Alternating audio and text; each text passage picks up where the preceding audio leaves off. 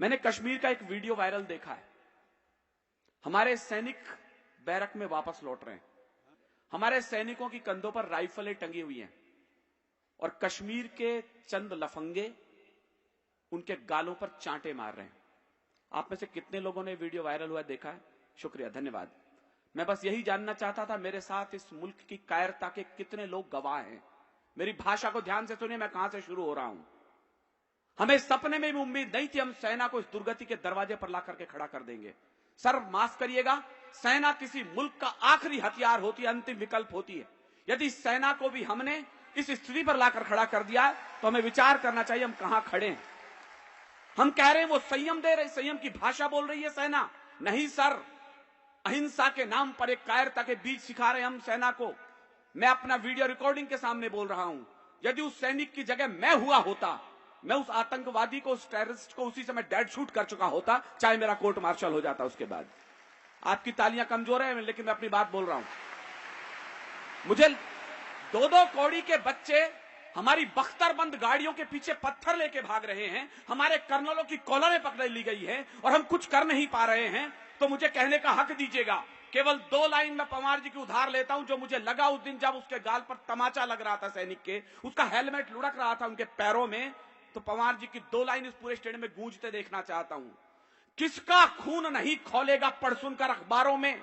मुझे अब तालियां नहीं, चिंगारियां चाहिए आपके हाथों में।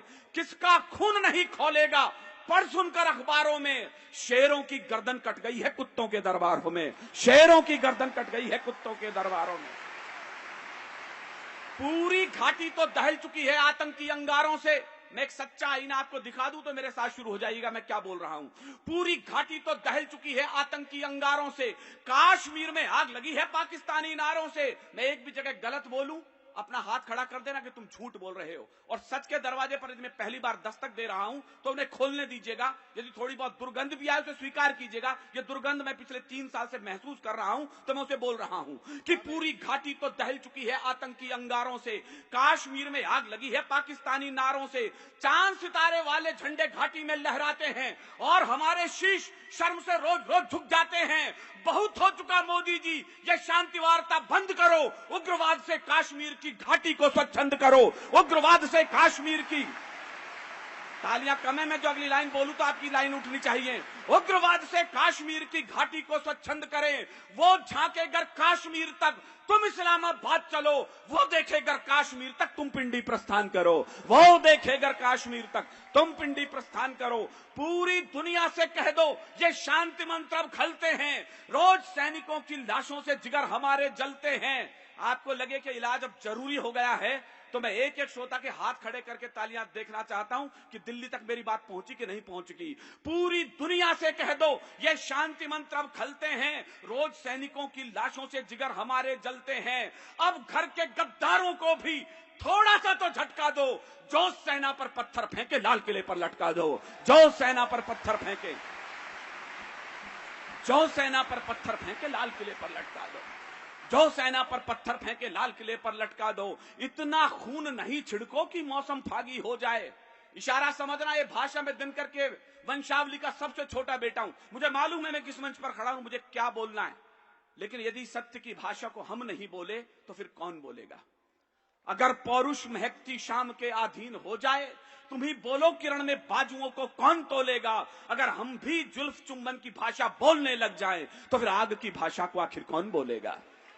मैं बोलने जा रहा हूं, इतना खून, बारीक इशारा कर रहा हूं, मुझे भ्रम है मैं बहुत पढ़ी लिखी श्रोता के सामने अपनी कविता पढ़ रहा हूं। इशारे में समझना, मैं अपनी बात भी कह दूं और आप समझ भी जाएं तो मुझे बता देना इशारों में मैंने अपनी बात कह दी है। इतना खून नहीं छिड़को कि मौसम फागी हो जाए। अगली लाइन मेरी और आपकी दोनों की परीक्षा है। इतना खून नहीं छिड़को कि मौसम फागी हो जाए। और सेना को इतना मत रोको सैनिक बागी हो जाएं। सेना को इतना मत रोको सैनिक बागी हो जाएं। इनको खुली छूट दे दो कि दुश्मन को खंजर घोंपें और पड़ोसी की झोली में गद्दारों के सिर सौंपें। तभी जाकर ठंडा होगा झेलम का रक्तिम पानी। और पड़ोसी याद रखेगा ये थप्पड़ हिंदुस्तानी। और पड़ोसी याद रखेगा ये थप्पड़ हिंदुस्तानी। और पड़ोसी याद रखेगा ये थप्पड़ हिंदुस्तानी। अजीब देश है साहब ये। मैं तो धन्यवाद ज्ञापन करता हूं, किसी सरकारी कार्यक्रम में मैं तो पहली बार भारत माता का चित्र देख रहा हूं। ये सौभाग्य आपके प्रांत को मिला है। मैं तो सुखद आश्चर्य में हूं, वरना 10 साल पहले कभी इस तरह भारत माता के चित्र देख लिए जाते थे तो आपको सांप्रदायिकता की उपाधियां, आप तो सांप्रदायिक लोग हैं। भारत माता की जय गाने पर भी कुछ लोगों को पेट में दर्द होता है। कोई दक्षिण का एक बेटा कहता है मेरे गर्दन पर भी छुरी रख दो तो मैं भारत माता की जय न गाऊंगा। विनीत चौहान इस स्टेडियम के बीच खड़ा होकर कहना चाहता है हमारे गर्दन पर भी छुरी धर दो, हम मरते दम तक भारत माता की जय गाएंगे। जिसके गायन से माता की परतंत्र बेड़ियां टूट गईं, ये जय घोष उठे तो फिर मेरे साथ उठे अगली 2 लाइनों के ऊपर। जिसके गायन से माता की परतंत्र बेड़ियां टूट गई, जिसकी स्वर लहरी सुनने को सब स्वर्ग सीढ़ियां छूट गई। कुछ मक्कारों को वही गीत, आपकी तालियां हैदराबाद पहुंचनी चाहिए। कुछ मक्कारों को वही गीत तिल भर भी रास नहीं आया। गद्दारों को लगता शायद माता का दूध नहीं भाया। मक्कारों को लगता शायद माता का दूध नहीं भाया। मक्कारों को लगता शायद माता का दूध नहीं भाया। जो गीत सदा आजादी की दुल्हन की जय जयकार रहा, जो फांसी पर चढ़ते चढ़ते वीरों की रणहुंकार रहा, तुम उसी गीत को गा न सके, सचमुच कितने हठभागी हो। माता की छाती चीर गए तुम कुल कलंक कुलदागी हो। माता की छाती चीर गए तुम कुल कलंक कुलदागी हो। जो चले गए यह देश छोड़ उनसे न शिकायत कभी हमें। हमारे संगठन के लोग कई बार उत्साह में कहते हैं हम पाकिस्तान से भारत माता की जय करवा देंगे। क्षमा करें साहब, मैं जोश में तो हूं लेकिन होश में भी हूं। 47 का विभाजन मजहब की दीवार पर खड़ा था सर।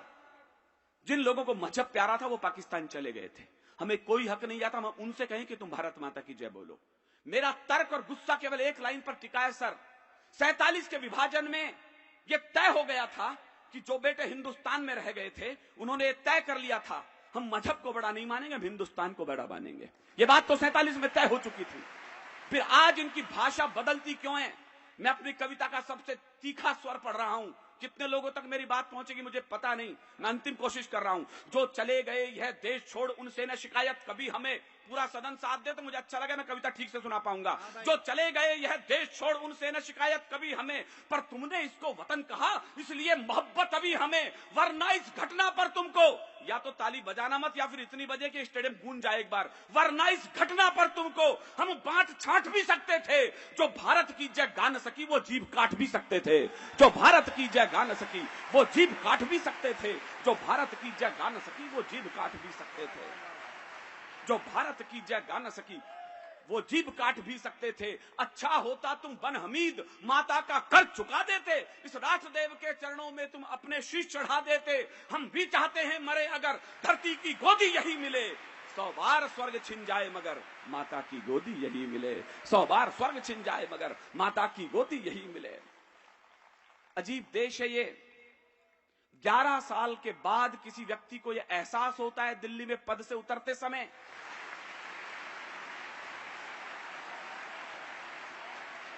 रायपुर पढ़े लिखों का शहर। 11 साल बाद किसी आदमी को पता लगता है कि हम तो असुरक्षित हैं इस देश के अंदर। 11 साल के सत्ताओं पर बैठते हुए आपको ये पीड़ाओं का एहसास नहीं हुआ। 11 साल बाद आप कहते हैं कि इस देश में असहिष्णुता बढ़ रही है, इंटॉलरेंस बढ़ रही है। शब्द भी ऐसे ढूंढ के लाएं कि मुंह को लकवा मारने का डर लगता है। उनसे पहले भी 2 बड़े फिल्म स्टारों ने बात कही है। मैं जानबूझकर उनके नाम नहीं ले रहा हूं वरना उनका कद बड़ा हो जाएगा, मेरी कविता का कद छोटा हो जाएगा। शुक्रिया।